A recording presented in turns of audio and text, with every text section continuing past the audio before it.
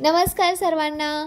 Free learning and fun या आपल्या चॅनलवरती आपणा सर्वांचं खूप खूप स्वागत आहे. आज आपण इयत्ता पहिलीमधील इंग्रजी या विषयामधील 1.2 ग्रीटिंग हा धडा बघणार आहोत. या लेसनमध्ये आपल्याला इतरांना शुभेच्छा कशा आणि कोणत्या वेळेला द्यायच्या ते सांगितलेलं आहे. तर पहिले आपण बघूयात गुड मॉर्निंग. गुड मॉर्निंग म्हणजे काय? गुड मॉर्निंग म्हणजे शुभ सकाळ. यावरून तुम्हाला लक्षात आलंच असेल की हे कधी बोललं जातं? सकाळी बोललं जातं. पण याचा ठरलेला टायमिंग आहे. रात्री 12 पासून दुपारी 12 पर्यंत तुम्ही गुड मॉर्निंग बोलू शकता. म्हणजेच काय झालं, सकाळी उठल्यानंतर तुम्ही दुपारी 12 पर्यंत कधीही गुड मॉर्निंग बोलू शकता.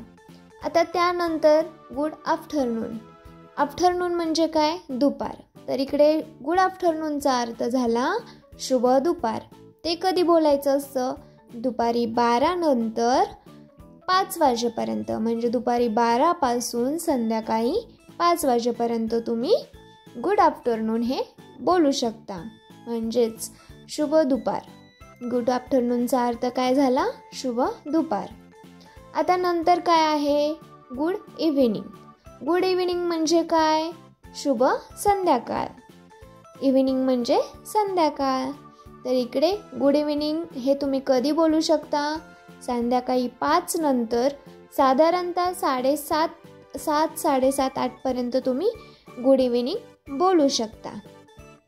हा त्याचा पिरियड आहे. म्हणजे कसं होतं, थोडासा असा अंधार पडायला लागला, काळोख पडायला लागला की तुम्ही इव्हिनिंग बोलू शकता. पण 8 नंतर रात्र डार्क काळोख असा पडायला लागतो आणि 8 नंतर तुम्ही ते बोलू शकत नाही. फक्त गुड इव्हिनिंग 8पर्यंतच बोलू शकता. तर त्यानंतर गुड नाईट. तर गुड नाईट म्हणजे काय? शुभरात्री. हे तुम्ही रात्री 8 पासून रात्री 12 पर्यंत कधीही बोलू शकता. कधीही म्हणजे काय, इतरांना भेटल्यानंतर आपण रात्री हा जो पिरियड आहे तो आपण झोपायचा कालावधी आहे आणि झोपायच्या अगोदर इतरांना गुड नाईट असं बोलूनच आपण झोपतो. म्हणून हा जो कालावधी आहे तो गुड नाईट हे बोलण्याचा कालावधी आहे. गुड नाईट म्हणजे काय? तर शुभ रात्री. जे की रात्री 8 नंतर रात्री 12 पर्यंत म्हणजे मध्यरात्री 12 पर्यंत तुम्ही ते बोलू शकता.